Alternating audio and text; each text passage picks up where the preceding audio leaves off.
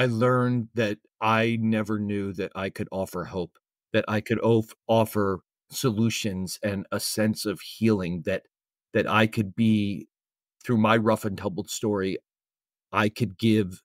I didn't know that I can empower other people to take control of their own indiscretions or whatever they were going through. I didn't know that the neurotypicals coming, the people that didn't have a mental health were that I was changing the conversation. That was the voice of Scott Ehrenpreis, but you should just call him Scotty, like I do. Scott is my partner in crime when it comes to the show Clowns Like Me, which our 5 performances here in Sarasota open tonight. So if you haven't got your tickets yet, go to clownslikeme.com and learn all about the show and what we're up to. We are taking this show off Broadway this summer, later this June. So we are using these 5 performances in Sarasota to get Scotty all polished up and ready to go. And we really hope to see you there. Every show also has a talkback after the performance. And you'll recall I'm doing a series of 3 podcast episodes in a row during May, which is National Mental Health Awareness Month. We had Carrie Seidman 2 weeks ago, and we had Sean Daniels last week, and this week is Scotty. And last week's guest, Sean, he works with Live Tampa. He's part of the anti-stigma program there. He heads that up, and he is going to be leading the talkback tomorrow. That's Friday, after our matinee show. So if you want to meet Sean, get tickets to tomorrow's show. That's Friday. But yeah, you're going to be hearing my conversation with Scotty coming up here in a second, how Clowns Like Me came together. But first, a couple quick reminders. Be sure to go check out pageandstage.art. That's pageandstage.art, because this podcast is not the only program I've got going on under the Page and Stage banner. There's my weekly newsletter on Fridays that's always full of tips and tricks and encouragement and inspiration for storytellers of all stripes. There is the Ibis Books bookshop, where all of the authors that I publish, as well as my own books, those are all available there. And you can also, if you have a memoir or a play or a speech you're working on, if you need some story coaching, need some help, need some encouragement, need a swift kick in the pants, whatever it is you need, you can set that up with me over there at pageandstage.art. One more reminder, if you visit pageandstage.art and click support, you'll be able to help me out. I keep all this content, the podcast, the newsletter, I keep it free, very intentionally. No paywall, no subscription model. I think the stories and the guests and the tips are just that important, that interesting. So I'm trying to make this work simply through the support of listeners like you. And you can do that by clicking support over at pageandstage.art. And now a little bit more about my guest today, Scott Ehrenpreis. He earned his BFA in performance from Ohio University. He's got stage credits all over the place here in Florida, including at Florida Studio Theater. He was just on stage in Network, Smoke and Mirrors, the Lehman Trilogy. He's been at the Players Theater. He's played Ben Silverman in the Sunshine Boys, I think 3 or 4 times. that part's right in his wheelhouse. He's performed at the Oslo Repertory Theater. He's been at several play festivals, especially with Theater Odyssey, which you'll hear a little bit about. He's got some television credits going on, some movie credits. You can learn all more about him in the episode summary. You can check him out at clownslikeme.com. And you can check him out at the Ibis Books bookshop as well. The Clowns Like Me script is available there in case you can't see the show this weekend or in New York. We are filming the play again with a 3-camera setup, just like a Netflix or HBO comedy concert. And we hope to have that available for streaming later this year, maybe early next year. But the first film version has also won a couple film festivals. So we're going to make it as available as possible because Scott's story is so powerful, so humorous, so important. And you're going to hear all about that coming up. Here we go with my conversation with Scott Ehrenpreis.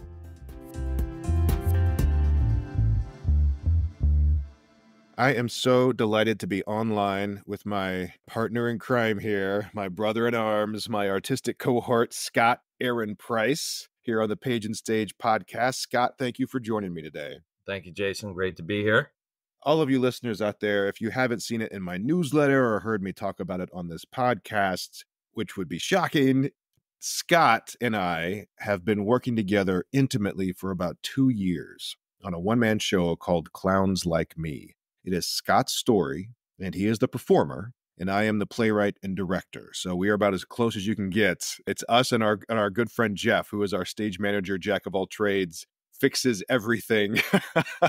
Anything that goes wrong, Jeff has our back. But as part of my focus on National Mental Health Awareness Month here, I for sure wanted to get Scott on because literally, even though we are recording this a couple days before we go into rehearsal, this episode is dropping the day before. No, wait, we perform on Thursday. This episode is dropping on May 23rd, literally the day we are doing our performance, starting our performances again in Sarasota at the Cook Theater, doing the polished version of Clowns Like Me, which we're taking up off Broadway later this summer. It is just so exciting to have Scott here. I'm going to dig in with him about process, but that's the setup. Scott, to give us some background here, because I know it can be confusing for a lot of civilians out there in terms of mental illness, mental health. You have several different diagnoses, but that hasn't held you back from becoming a trained professional working actor. Talk to me about how you got into acting and your acting career, how it's gone, and what you've been doing in Sarasota, especially the last couple of years. Well, I got into acting at 8. My parents signed me up for an acting camp in New Jersey. There was this theater called Brundage Park Playhouse, and I didn't want to do it at first. I was like, "What is this acting? This is silly." But I went, and I was so grateful I did. They were doing it just, as something, an extracurricular activity for their son to do, get out of the house, get some stimulation. But when I walked into the theater and saw the theater for the first time and felt what it was like to have floorboards underneath me, I just felt this place called to me. It was like, this is my purpose. This is where I'm meant to be. I'm meant to be in front of people. And I just, the moon and the stars were aligned. I just felt, this is what I want to do with my life. And correct me if I'm wrong, but that was one of the first times in your life where you felt like you belonged somewhere, where something actually made sense. Yeah, I mean, I had issues going on, but I couldn't, we didn't talk about mental health. Mental health wasn't talked about at that time as it is now. It is so much in the public conscience. Yeah, but I did feel that sense of mattering, that sense of connection to something. And that something was theater. That was my companion. It's been my beloved partner for a very, ever since 8 years old. Yeah, and It's you been went to like it's the best way to describe it is like it's been an incurable virus. that you are contagious. You spread it to the audience through I your performance. Yes, I do. Yeah. So you went to college for acting too, right? Yep, uh-huh. I got my Bachelor of Fine Arts in Performance at Ohio University School of Theater. My acting professor, Rich Perloff, who really kicked my butt and really turned a lazy, undisciplined individual to a sharp craftsman, because we would do these scenes like from The Wild Duck, from Henrik Ibsen to Chekhov, and I wasn't coming in like playing anything. I just felt it was just getting up there and saying lines. And I remember one class where he asked me what was going on, and I didn't know, and he got pissed. I mean, Mm. he said, "You can't come in playing nothing. You can't just have the audience make up something about what you're doing. You have to know your wants and your needs." That he made a spectacle out of me, but he pushed me because he believed in me. And it was an honor to be in this program because over 60 people had auditioned and only Oh 12 of wow. us got in. Yeah. Oh wow, yeah. Yeah. I mean, I didn't know when I did this, like if I didn't get accepted into the performance program, I didn't know what I was going to do. Yeah. I was like, there's anything other out there for me than that. Yeah. So Rich really, even today, his tools of the trade and his techniques, I still implement into my art and to crafting character and getting to that deep level of authenticity. That because actors, we're truth seekers, we're answer finders, we're like archaeologists trying to find that rare find. And we keep Yeah. digging and digging and digging to find the truth. And Rich would say, once you think you're there, you're not there. Keep on digging. Yeah, I like to talk in rehearsal a lot to actors about excavating their character as opposed to the pressure of having I have to create this character out of whole cloth. I don't have you always have something to work with, whether it's your own lived experience, whether it's the words on the page from the playwright, whether it's an idea from a designer. Here's a prop. Oh my goodness, that unlocks a door. But it's all about excavation. The character is there somewhere. Your performance in a strange way already exists. And Yeah. I think of it a lot more as carving from marble, right? It's in there. You just got it, like you said, dig, find it, pull it out, as opposed to trying to invent something from nothing. Yeah. No, I agree. You know, the character is in the script. Our function is to create a believable, entertaining, thoughtful, engaging performance that supports the text. Your greatest source is the script. Your character is in the script. And I always like to fashion myself as what is the character saying about himself? What are other people saying about the character? How is my character in private moments versus public moments? And Oh yeah. one of the yeah, and there's one of my it's my Bible to acting Audition by the great Michael Shurtleff. Great book. I know, Great book. and I still reference it today about really, as you said, Jason, I really like the word excavation. It really helps to shape and mold and give life and detail of what I'm trying to do. And I think what I've learned is one of my problems as an actor early on was wanting to do it right. Right. Yeah. There's Yeah. no freaking way to do it right. There's many truths, many angles and agendas you can play of how you can tackle a character. But Rich, that's another thing. He's like, don't worry about doing it right. Like I was doing a scene from The Wild Duck playing Gregor's Verla, and he goes, Scott, I don't care if freaking you say Gregor's bowling average is 250. Just give me something. So I still use a lot of that philosophy still to this day. And I actually contacted Rich and told him about Off Broadway. He was so happy. Oh, that's great. You hadn't I didn't know that. Yeah, I what'd he did. say? He was so excited for me. And he's going to New York to be in June for his son's graduation from college, but our ships are passing. He's not gonna be able to see us? Oh, Yeah, won't be man. able to see us. So by the time he leaves, I'll arrive. And he says our ships will be passing. But he was really, really happy that I just kind of have turned my pain into purpose.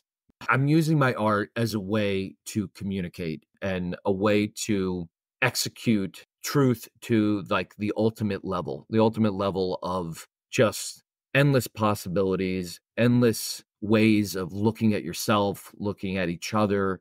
So Rich was really, really happy. He kind of said like, this was kind of a miracle. Yeah. It's kind of a miracle that I get to do this.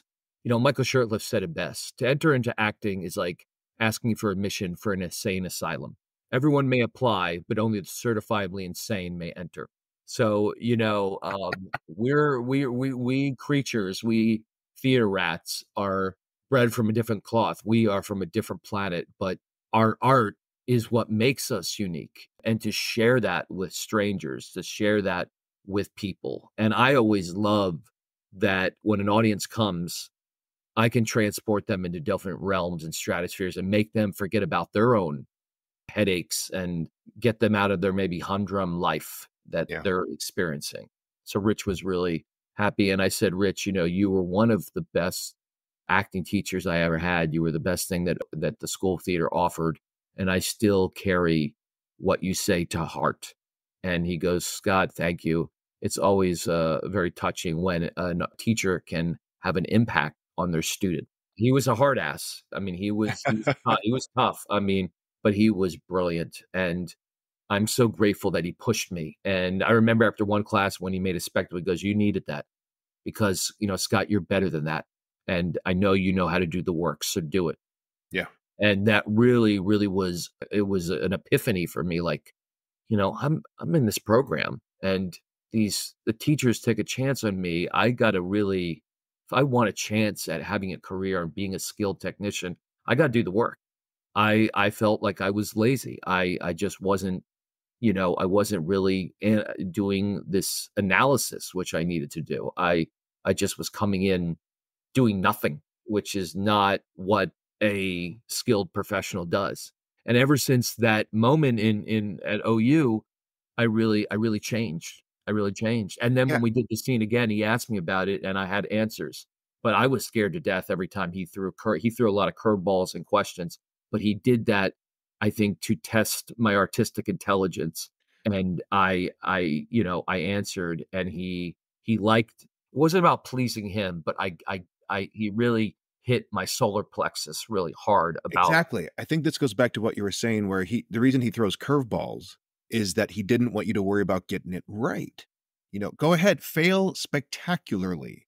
Don't do nothing. Make a choice. And if it's wrong, at least we have something we can edit or play with, right? yeah, That you're doing nothing. Because I've seen this in a lot of actors too, especially in early rehearsals. There's a fear of getting it wrong. So they yeah, hold back. I see it in auditions, especially all the time, trying to guess what the director is thinking, where I'm sitting there thinking, hey, change my mind about the character. Sure, I've analyzed this play to death, but an actor who comes in and makes me think about a character in a new way, oh my goodness. Oh, well, there could, because ultimately the character is always going to be a marriage between my ideas and that actor's ideas, right? So yeah, actors who come into an audition trying to get it right at the beginning, before rehearsals, before collaboration, that's impossible. So I think the temptation to do nothing, Scott, I think is very common, and it's a fear of getting it wrong, which is just the flip side of what Rich was telling you. Do anything, do something. It doesn't matter if because it's not about being right. It's about being impactful, being truthful, and the truth is messy. yeah. I would agree with that. And ever since I just let that go, I let that thinking of getting it right Mhm. and just doing and being, I felt like liberated. You're right, because too many actors, I think, are trying to get into the auditor's head, getting to their director's mind about pleasing them. Because then when you're worried about pleasing people, you're losing sight of your truth, of Yep. you're not creating the character for yourself, and maybe that might sound selfish, you're creating for the director. The Yep. director wants to see what you can do for yourself, not what you can necessarily do for them all the time. Yeah. And also, a director has so many things to worry about, and I wanna be Yeah. the last thing on their mind. Yeah. You know what I mean? They are just so much prep with the technical side, the things like that, and I just wanna make their job easier. And also, I learned, Jason, through our experience, and you were kind to me, and maybe I'm hard on myself about it, is the worst note a director can ever give is that same note twice. Oh my It's like, goodness. I know, and I know when yeah, I know. Well, in rehearsal, you would give me a note and I would take it, I would write it down, not just nod my head and do what the hell I wanna do anyway, but I would take it, and then I got so much stuff going on, and you would say it again to me, and I said, "We've been over this, I feel bad that you're telling me." He goes, "There was a difference between not taking it and not remembering it, Yeah. because I know you have so much stuff circulating, so you were very kind to me, but I really try." When directors give notes, you write them down. Don't just nod your head and be like, "Yeah, yeah, yeah," and do, whatever. No, take them, go home and study them, and come in, it's a new day. And And add to them and use it as a springboard, right? In my mind as a director, the note is meant to be a propulsion system, not a plumb line, not a yeah, box to check, but a propulsion system. Right. And so actors, especially when I'm training them up, I'll always tell them, if you get a note, especially one you disagree with, always try it twice. Because the first time you're going to be resisting it. The first time you won't give it, 100% because you're going to be like, well, I'll show that director. I'm even going to do this stupid note and it's going to be crap. That's going to be your, yeah, your your internal life. The yeah, second time you try the note, once you've gotten the bad one out of the way, that will be the proving ground. That will result in one of three things. Either the actor will go, oh, that is better, or the director will go, oh no, never mind, or the two of you, and this happens most often, will go, oh, that's not quite it, but that opens a new door. mhm. That's a new path, right? It's again, the excavation, right? Yeah, it's it The note is another layer of dust off off the thing in the ground, right? But it's not the yeah. thing itself. No, and it's all about indulging in trial and error. Yes, And and absolutely. and and it's like that Samuel Beckett quote, I'm maybe not quite, "Try again, try harder, fail again, fail bigger." Fail And better. I'd Yeah, rather yeah. be bad and bold than be I'd ra what's the word I'm looking, I'd rather be bold and fail with honor than be bad and boring. To play it safe, right? Yeah, play it safe, yeah. Boring is the cardinal rule, is the cardinal sin in theater for sure. So That's right, you and the worst thing, Jason, is you try something with it, and the directors don't like it, they scrap it, but, I love it when directors give a lot of notes. I love notes because that means they're invested into what you're doing, yeah, and the more you give them, the more offerings and gifts you give them to creating your character, the more it gives them to shape and mold. I mean, like the director is the director's not God or a dictator, but the director is there. I'm not? What? You're not. Well, you get You've just a spoiled for me, Scotty. well, you are. You wear that hat very proudly and stand high on that. Yeah. Well, I just think it's how do we meet in the middle? And you're right. And sometimes with you don't agree with a note, but sometimes just try it. And then Just you could try be it, pleasant. yeah. Just try it, and then you could be pleasantly surprised about, well, that did work. Maybe I shouldn't be resistant to that. Resistance equals friction and tension, and you just got to be open. And Jason, you had told me, because we had talked about in rehearsal, if you don't agree with the director's choice and you have a different choice and you think it's more effective, not better, that's stronger, more effective, just ask questions to the director. Well, why do you see it that way? It's not being challenging. It's not being difficult. It's just trying to get into their psyche, their cerebellum, and to just understand their thought process too, because I want to be sensitive to them.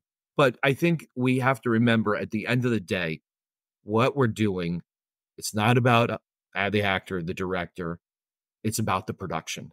And we got to give this the production it deserves. Then Yeah, whatever yeah. happens after that, it's up to the theater gods to determine our fates.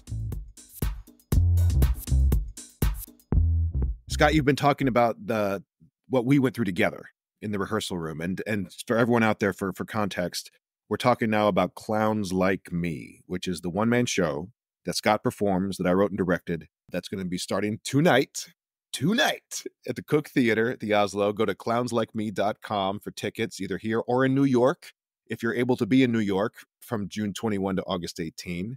And all this will be in the show summary too. You can just click links and go get tickets and learn all the information. But I want to go back, Scotty, to how Clowns Like Me started, because this has been a ride. This is a unicorn. A one-man show doesn't just all of a sudden happen. I mean, we met in April 2022. Mm-hmm. And by the next May, we had a world premiere. Mm-hmm. By that later that summer, we had a remount due to public demand. We had a film that's been at multiple festivals and even won Best Feature at a festival out in LA. Mm-hmm. And then within 2 years of our meeting, we're off Broadway. That's funny. We're going off Broadway. What a ride, Yeah. right? With this little one-man show, this little confessional, this little personal anthem of your story, of your lived experience. So I want to talk a little bit about this process and what it's been doing to you as a human and an actor, because this has just been like a rocket ship. So we meet in April 2022, and the idea is you want to tell your story in the format of a one-man show from the stage. Mm-hmm. And your story is one of living with several mental illnesses your whole life. Now, people can come to the show and learn all of that. But I want to ask a question, Scotty. What was the motivation to do this, to come out, basically, to reveal so much vulnerable truth about yourself to your colleagues, to your family and friends, to people who maybe didn't know this about you? What spurred you to even take this on in the first place? I got tired of running. I got tired of hiding, about concealing who I am rather than what I am. I got tired of keeping this hidden and feeling put upon. And I just felt I have to get it out. I have to purge. I have to take a leap of faith, and I have to be brave and strong. And I also thought about being of service to other people. I could I had said it before, and I don't mean to repeat myself. Turning something painful that I've been living with and turning it to purpose, turning it into a silver lining rather than something that is just an end destination. And my dad came from it was his brainchild. It was a seed of an idea. And he approached me to tell my story, and I wasn't ready, because those of us neurodivergents, we live with shame and guilt. And I was like, I'm not ready to share this. I'm not. This is not. This is too catastrophic or too painful to do this. And then he brought it up again. And I think what made me say yes to it again is I was in a better place mentally. I was still struggling, but I just felt now's the time.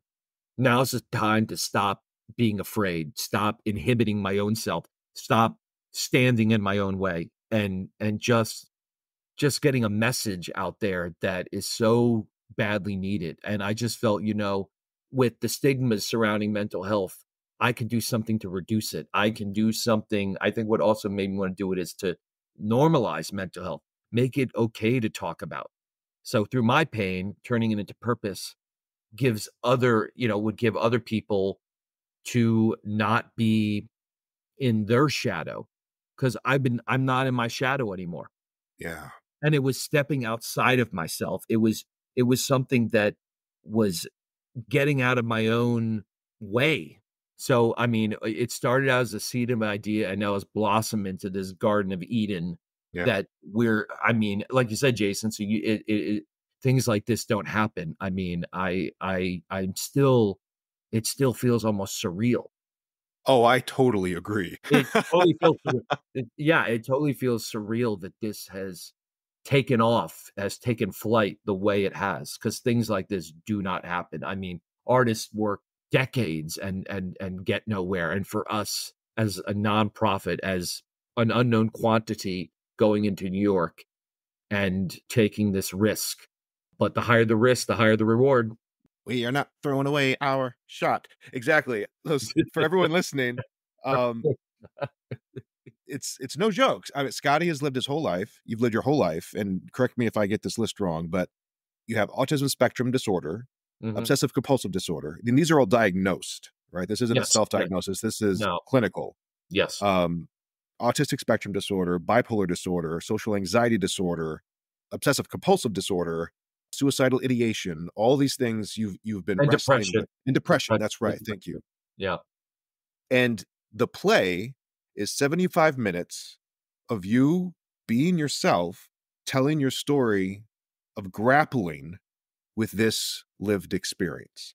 What's super interesting is that before acting for you, by putting on another character, by putting on a mask, you were able to be seen. It was one of the few places you felt accepted and seen was by pretending to be someone else. And what we're asking you to do now, what you've put on yourself and what your dad Joel and what I, as your teammate here, are asking you to do is take that mask off, Mhm. right? There's still narrative distance. You're playing quote unquote Scott, an elevated Yeah. version of yourself, right? But it's still incredibly confessional, right? It's in the mode of Yes. storytelling or of even stand-up comedy or one-man theater, one-person shows where the person on stage is playing themselves, Mhm. right? And all the dialogue is built out of stories that we jammed on together for months. I would come over to your condo and interview you and write down your stories. And so that's just to give everyone context. Talk to me, Scotty, about what you were expecting when we started working on Clowns Mhm. Like Me, and maybe some of the things that surprised you along the way in terms of the process and what you learned about yourself, how your story had to be told, that kind of thing. Jason, I remember meeting you, and just a side note, Jason, I saw we had met before, but not one-on-one in person. I saw you in dancing lessons, and I just loved what you did. I felt that it was a beautiful homage to someone on the spectrum. I'm like, this guy, both you and your scene partner Vanessa were just it was magic. I cried, I laughed, I felt my story was being told. And Great. what Yeah, you and did. just for context, Yeah. Scott, let me give everyone so Dancing Lessons is a beautiful play by Yeah. Mark St. Germain. It's a two-hander, and the main character, Ever Montgomery, he's autism spectrum disorder. He's a high functioning. Again, the language changes all the time, but the main character is an autistic character, and Yeah. Mark did his research. Right. Oh, This yeah. is important. This is important to point out that Mark is not neurodivergent. He is neurotypical, but he had met a young man who was on the spectrum, and that's what inspired the play. And he did tons of research and he ran it by all kinds of people in the field and people who were neurodivergent to make sure he was getting it right. I, as a neurotypical straight white man, also did all of my research. Mm. I don't know that today, in today's environment, I would still take that role on. I think, theater may have evolved a little bit further on in terms of who tells whose story and how. But the production you saw, Scott, just for everyone out there, hearing about it, we honored it best we could at that time with what we knew. And I would encourage anyone to go check out that play. I think it's even published. You can find it online. I don't know if there's a video version somewhere, but yeah, you were in the audience. You saw me portraying a character who had lived experience similar to your own, Yes. which is part Yeah. of what connected us so quickly. Yeah, yeah, I just felt I remember what you did, and thank you, Jason, for not exploiting mental illness and not giving an inaccurate depiction of someone that is high functioning in ways with his job, but when it comes to people, it's painstaking.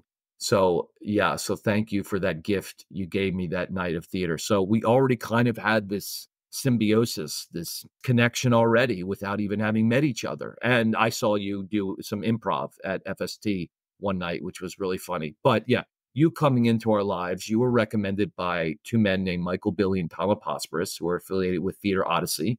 For any of you who don't know Theater Odyssey, you should check out. It's a playwriting festival here in town. They do 10-minute plays, student 10-minute plays, one acts.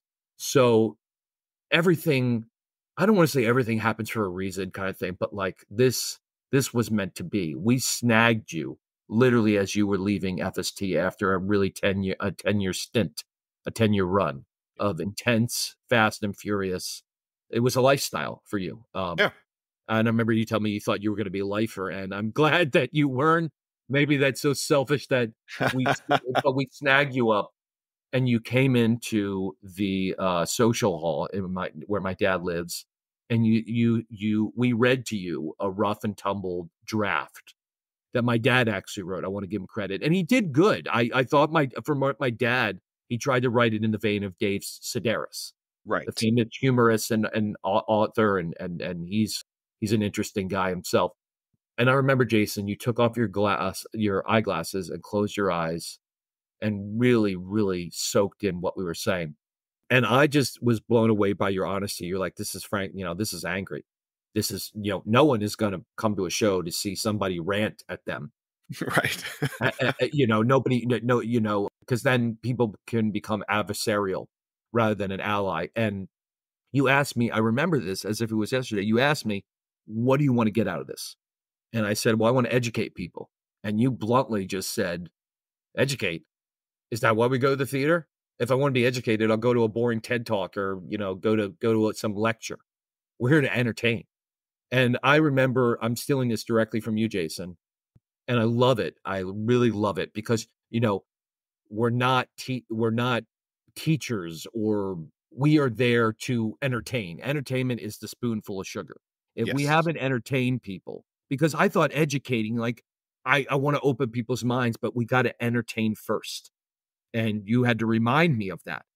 You know, Entertainment gives you permission to educate, or education is the byproduct. It's almost accidental. that's right. You have to entertain first. Entertain first. And yeah, and that really stuck with me about that's why people come to the theater. They're paying to be entertained. And it's not a dirty word. Some actors like, well, I want to make an educational experience, and I don't really buy into that. That's you want to be educated, go back to college again and take a class on economics or something like that. But you really pounded that into my head. And then we were off to the races. You and I started jamming for months. You would come in week after week and just rip me wide open and get me, I just felt like I like what Rosalind Russell, one of my favorite actresses from the golden age of Hollywood, said acting is standing completely up straight and turning around naked very slowly, letting the whole audience into every orifice of your being. So anyway, I digress on that, but to go back, you just asked some really great, intelligent questions. When did these diagnoses happen? How did your parents, what tools or resources did they have at the time? You were just asking stuff to flesh out my truth, to extrapolate it. And I loved how you said jam sessions. I never had heard that, I never thought of it in those terms. Cause like as artists, they jam, they're in the studio, they're playing, they're trying out new stuff and all that. And we're jamming. We were creating our own music. Yeah. We were creating lyrics and like, a song. So you just probing and prodding at me and just getting me you made it so comfortable to me to be that vulnerable. And the beautiful thing about our relationship is we started out as colleagues and it just beautifully morphed into brotherhood, to friends. And, theater is a chance to create a family. And I am grateful that you are part of that family for me. Same here. I'm glad that you are in my life. We are in this together. And I loved how you gave me permission. It's not that you gave me permission, but I usually have hidden and maybe have falsified who I am, but you made it so safe for me to be who I am, not what other people think I should be. Yeah. Yeah. Which ultimately is the point of the show, Yeah. right? And yeah, I jam session is a very intentional vocabulary that I put together a few years ago, especially for rehearsals or classes or places where we're devising theater, because it takes a lot of the pressure off, right? Yeah. One of the another deadly sin in the theater is to get precious, to get self-indulgent. And a jam session is just like, hey, this might be crap. Hey, we might keep one piece of this. Hey, we're just jamming, right? And it makes it fun, it makes it relaxed, and it's just be who you are to the best you can today, right now. I mean, some of our jam sessions, Scotty, were super rich. I left with pages of notes and Yeah. stories, and some was like pulling teeth, or the stuff we pulled out just didn't fit, or I have enough material for another 2 or 3 shows still, in my folder. Yeah.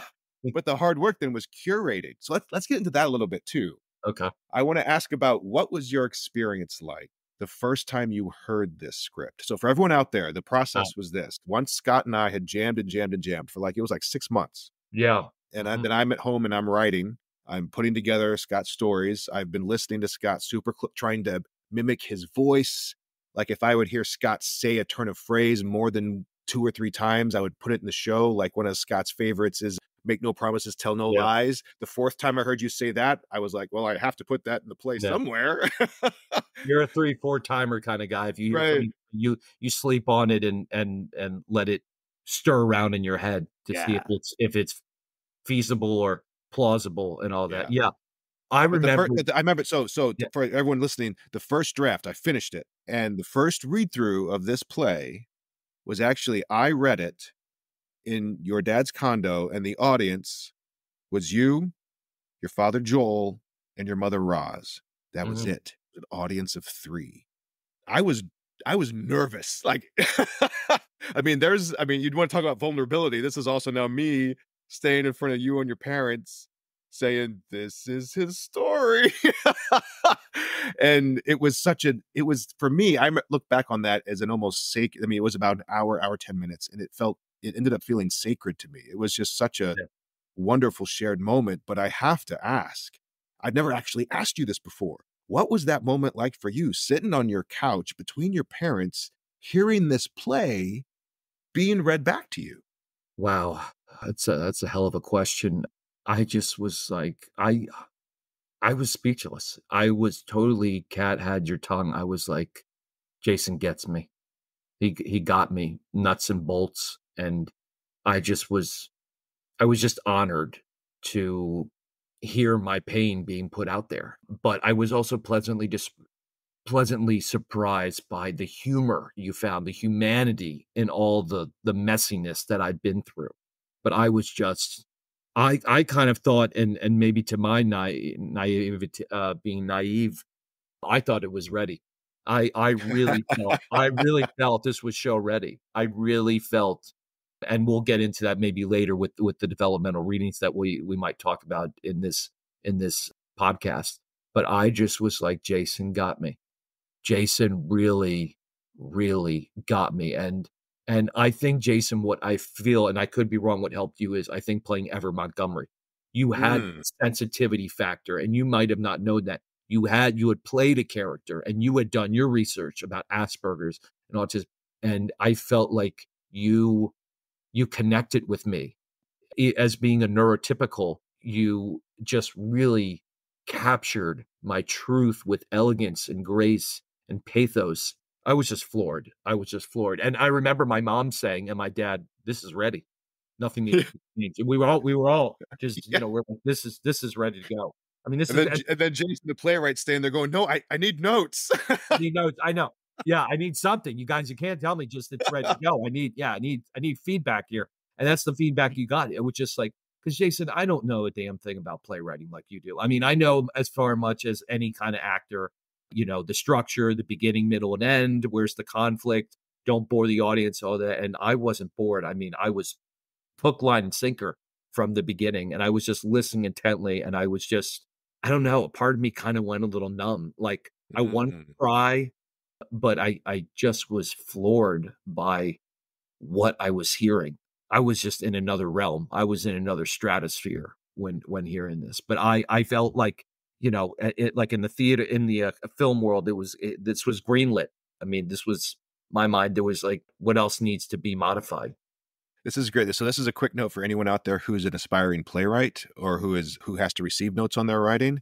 Even though I made a joke about I need notes, the note I took away from that day from you and Roz and Joel all saying, "Well, what's left to do?" The note there, because I knew there was a lot left to do, and in fact, Yeah, performance draft wasn't until after draft 10, right? yeah, There were a 10.1. lot more drafts, Yeah. but the note I could take as a playwright there was okay. The DNA is right. The center hold, the spine works, right? Mhm, Even if the note here for everyone out there who's writing is even if the feedback you're getting isn't specific or isn't necessarily mechanical or structural, you can learn how to hear the note behind the feedback. mhm, So Scott and Joel and Roz gave me actually a great note. And it's a great note to hear in a first draft, which is okay, the core works. mhm. Now I can just tinker. I don't have to go back and do a full rewrite. I don't have to go blow up 18 of the scenes. I can just, okay, now I can just really dig in on the specifics as opposed to the big spine. Right. So that's a tool that playwrights especially want to learn is how to hear the note behind the feedback, because feedback from fellow playwrights or theater makers will be very different than feedback from a civilian audience. You have Yeah, to learn how to hear it. So that was a great experience. That was a great experience yeah, reading that for the three of you on the couch. And then you mentioned this, Scott. We did 5 more developmental readings yep, over the next couple months. mhm, So I was just, fast and furious at home, rewriting, yeah, trying this. And especially you mentioned the humor, Scott. So I want to ask you a question about this too. The humor was very intentional. yes. Again, because who wants to go, "Oh, you should go watch this play about mental illness." Oh my God, no, it's my Friday night. I will Red not. flag. I know, Right. red flag No, right there, you yeah. should go see this really funny show about this guy's life. Oh, now I'm more interested, right? So the humor was super intentional. Now, you had never done a one-man show. You had never done direct address. And I put a lot of kind of stand-up comedy styled riffs in the play because it was a direct address one person show. And there's a lot of people out there sort of doing this kind of work right now between Mike Birbiglia Mhm. and Neil Brennan. Neil Brennan and Yeah, Anna Gadsby, yeah. taking lived experience, doing comedy, but also doing, gut punch storytelling at the same time. So you and I together went to McCurdy's Comedy Club. Shout out to McCurdy's, local legends, and did a stand-up comedy boot camp for a week. So talk to me about that experience of at our student show, our student showcase, getting up. And I mean, there's nothing more terrifying than stand-up comedy because it is instant feedback. They laugh or they don't. Yeah, that was scary as hell. I'm not and for us, Jason, we were both in the same boat, to as actors, to flip our brains to be in a not in a theater, but in a comedy club. Because the note I kept getting was, it's coming across like Scott, one of the instructors, said, "It's coming across like a monologue Yeah, when that you're you're auditioning." performing. I'm Yeah. performing and I'm not, and I tried so hard. You even wrote some stuff for me and I took it home and remember, and I really, really strived for that conversational, the way we're talking now. Yep. But it was Yep. so hard to shift my brain because I've been an actor my whole life. I've been in the theater. I haven't been in a comedy club. Yeah, I and for actors especially, there's that invisible fourth wall, right? There's that yeah, it's just, yeah, and for this show, we're tearing that wall down. we're tearing that wall down. I was grateful that I did it because life is all about getting out of your comfort zone. And you presented a challenge to me. And the beautiful thing was, during the live show, I didn't want it posted on YouTube. I was like, I was too, and I was only up there for about a minute and a half rather than 5 minutes felt like 5 hours. Yeah, Uh, yeah. uh, but, everyone there was so supportive. They know we're not professional comedians. It was friends value. Now, a lot of people did a really, really good job, but I found it super instructive and super informative about communicating to people. That's why I got the communication, the transmission from my mouth to the audience. And we held on to some of that bits of stand-up. Yes, there are comedians that are using their format, their language, but in a comedic way. We kind of created this, had elements of stand up, but it's not a stand up show. I'm telling jokes, but not in the center of a stage with a microphone, just Right. standing still. What I got most out of it, and I don't know how else to extrapolate or go on about it, I just got that understanding of direct narrative. It carried over because, and I remember in my one man show, which you nailed, it's never, you reminded me about this. And even for comedians too, it's never just information. It's not information. These are emotional points of view. Another thing that is kind of parallel to stand-up comedy, we broke the fourth wall. I mean, I remember Tom saying that was one of his the first thing to, so it kind of had that comedic stand-up bittiness kind of thing where I'm talking to you as comedians talk to the audience. But I felt very, I was like, I just felt it was very informative. Even we talked about, and you could edit it out if it's not apropos to what we're talking about. Even Dave Chappelle, I found out, and we had talked about it, took acting classes to Mhm. enhance his stand up. So it's Yep. amazing how even comedians are taking, want to take acting to see how they can elevate their stand up. It was such a blessing to be in an uncomfortable atmosphere that I had no idea what I was doing, but then to hold on to some of that and use it to our advantage, use it as leverage, as mileage to really hit a grand slam with my lived experience. All right. So, Scott, we've got the script. We're doing these developmental readings. We're getting all this. We're not getting feedback so much as people just sharing their own stories. And that was really instructive for us. Another piece of evidence that the show was working is that after a developmental reading, the audience wouldn't say, Jason, you should change this, or I didn't understand this. They would just start telling their own stories. Yeah, My yeah. brother suffers from this. I didn't understand about my daughter. Oh, I've been treating my sister-in-law poorly. Right? The audience was getting the message while being entertained. So we get the script ready. We go into rehearsal. Mhm. I would love for you to talk a bit, Scott, about what you went through in rehearsing this show and then what it felt like when you performed it opening night for an audience, that sensation of being out there and this little germ of an idea turning into this unicorn thing within just over a year. What was the rehearsal experience like for you, and what was the performance experience like for you? The rehearsal experience was very, like, emancipating. I wanted you, I remember before going, I said, "Jason, you gotta push me." He goes, "Oh, I'll push you." But you set it up, you made it so safe for me to explore within the parameters. You let me go as far as I wanted to go without going further. And I just felt like I was learning not just more about Scott as the actor, but Scott as the human being, about my own humanity, about what it truly means to communicate to people. I had never communicated in that. And then to do a one-man show, really just we were just like kids at a playground. Acting is like being a kid at recess, and I got to play in the sandbox and the monkey bars and to do all this wonderful exploration. And I remember you saying, you didn't want the audience to pity me. You always reminded me when I got a little too heavy and to let the gut punch moments take care of themselves. Trust the text. And I felt we were just really, I just kind of went with you. I mean, I'm like, this guy, Jason, knows his stuff. You didn't pacify me, you pushed me, but in a nurturing way, because sometimes I went in there nervous, like, am I going to get the direction? Is it going to, is Jason going to just, I mean, I remember one point when early on, it was in an earlier version of the play with the water bucket. And I just wasn't Right. getting this one thing. Oh yeah, the damn That water bucket, stupid water the bucket. stupid water bucket. The smell of death on stage. But it wasn't, Jason, you were showing me a bit of direction. And because of my information processing, I wasn't getting it in the sequential order. And most directors would some every director's different, has different style, but you were patient with me. You had patience and I trusted you. And I remember I kept saying, I know more than I think I do. And then when I come in the next day, you said, good retrace, Scotty. So it was really cool in taking things that, you taught me things about acting that I didn't even learn in undergrad. Sometimes I think undergrad was really a waste. I'll be honest with you. Except for Rich Perloff. Just gonna say, except I mean, Rich Perloff might be listening to this. Scott, come on now. I know. Yeah, I've seen it. I know. I'm not trying to dad, the theater kid, I haven't been to school in over 20 years. I've been graduate, but I just felt like I got this. And I'm with somebody who really, really cares about me and really cares about what we're doing. So I felt I could do no wrong. I felt that sense of invincibility because of you. And I know you're going to say, well, you did a lot of the work too. I did, but I couldn't have done it without you. I felt like I was gliding on water.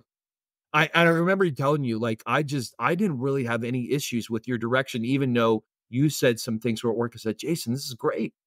But like me, you're a rightist. You do it till it's right. Another thing is there were times that I was depressed coming into rehearsal. And I remember you telling me that even when you don't want to go, go. And I'm grateful that I went because it changed. It was a mood stabilizer. Yeah. It totally turned my negativity or what I was going through around. And I said, Jason, thank you. I'm glad that I came today. You reminded me of that because I think as actors, there's some days we don't feel like going. But then once we get there and we get to play and have fun, we're so grateful that we went. And it was just fun, it was just fun exploring and trying different things and experimenting. And you trusted me to let me move. As you would always say, I love this expression that you have, as the spirit moves. It's the external manifestation of the internal life, as you put it. I'm quoting directly from you, as Jason, as the canon magic would say.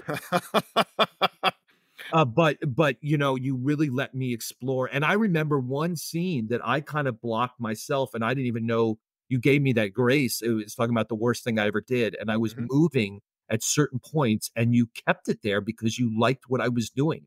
You gave me that gift of like, hey, I can not direct this myself, but like you embraced my actor instinct Yes. of what was going on. You said, and I said, Jason, seriously, you don't want to move me? I mean, you trusted me on certain parts, what you liked. And one thing you also taught me, and I know this might be common sense, when you're talking and you have to do a movement, like when I not slam my hand, but when I lightly put my hand on the bookcase, don't talk and hit something at the same time because it drowns out your voice. Right. The suspension, the mystery, keep them wanting more. And no one had taught me that. I think also you taught me that there's no it was another reminder of this isn't one way to do it. This isn't a one-way street. This is not the right way. This is not about being the right thing.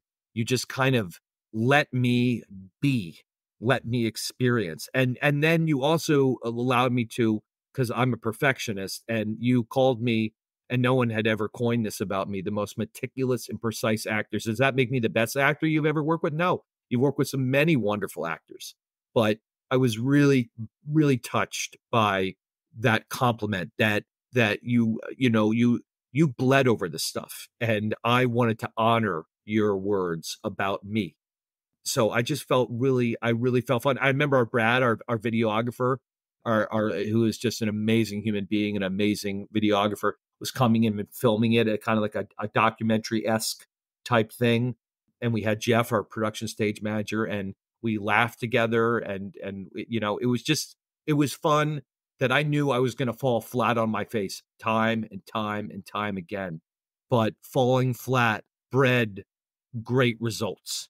I admired how you were so humble about, "No, Scott, that didn't work." But I was we were invested with each other. And I was, sometimes like, Jason, you're being hard on yourself. I go, I really like that blocking. And it wasn't because I didn't want to try something new or we already had that, done that in a previous rehearsal, but I just really just felt, man, you're setting up a good track for me right here. You're setting up good. And another thing that I'd like to add, and I'll, if you want to chime in, I loved how we utilized that whole, the rug.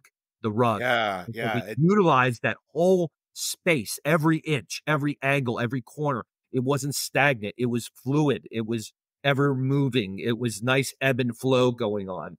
And That and some and people you, could see yeah, a 9 by 12 rug that the actor never leaves as a limitation, but in fact, no, no, it's freeing, right? As long as you give yourself the permission to explore every potential use or angle or take on that 9 by 12 rug. There's how much do you actually need, right, to do what it is you do?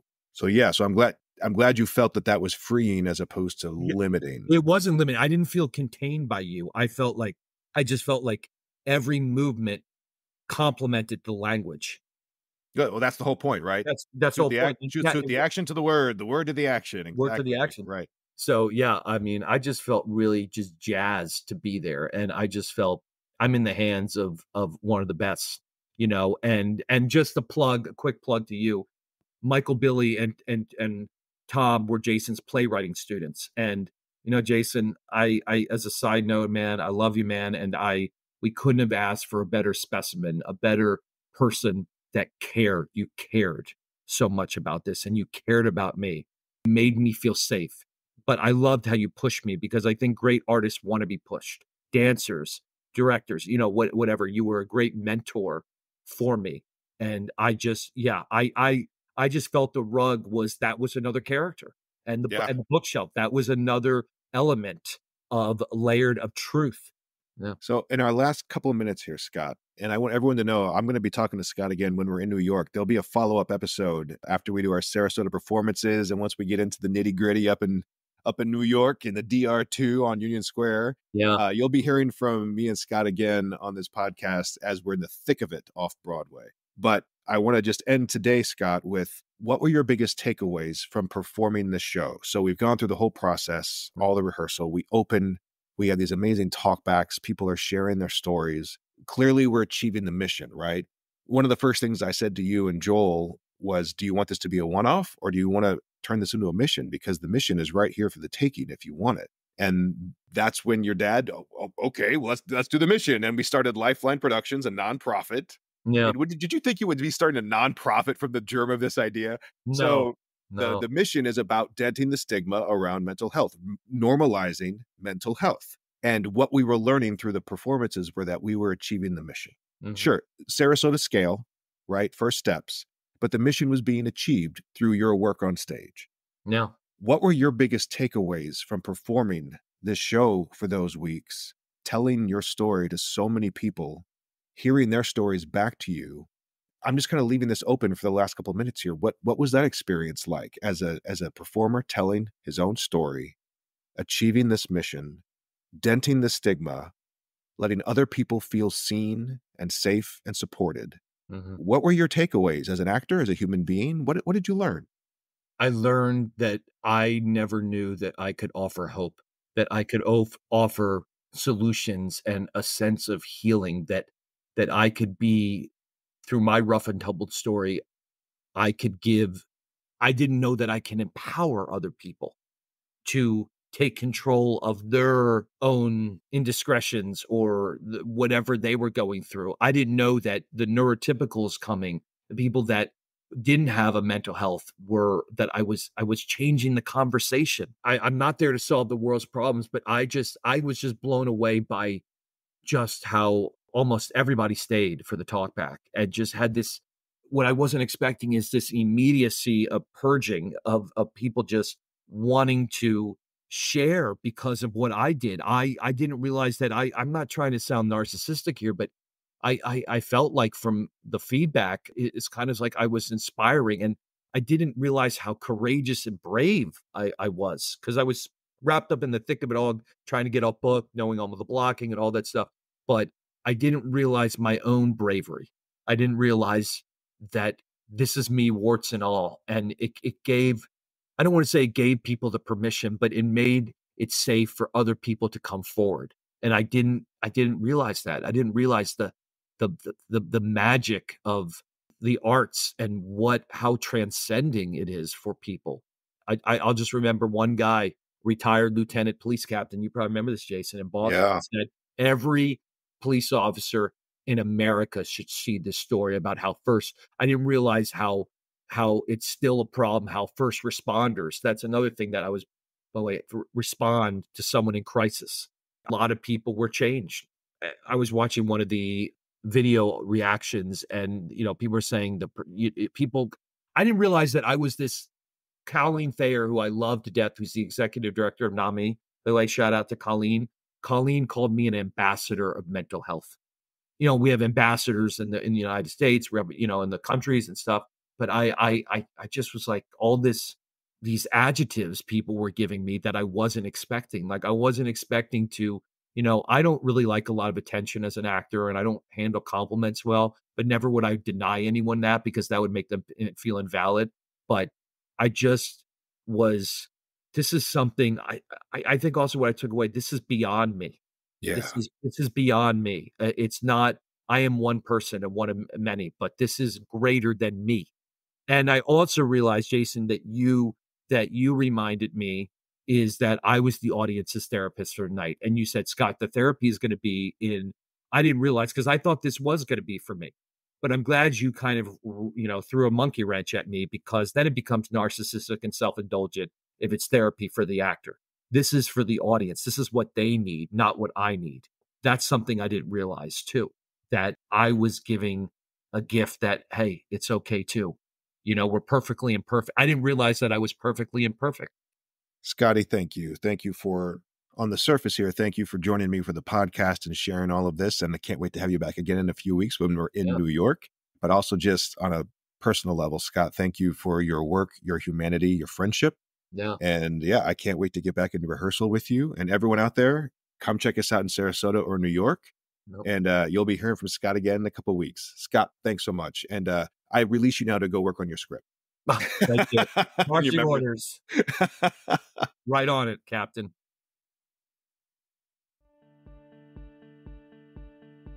The Page and Stage podcast is built with Alitu, the all-in-one podcasting app created by the amazing team over at thepodcasthost.com. You can learn more about all my guests and access their websites and projects in the episode summaries.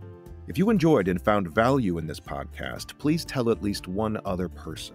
Word of mouth has always been and will always be the best marketing tool in the world. Thank you for listening, and until next time, I'm Jason Cannon, and I cannot wait to hear your story.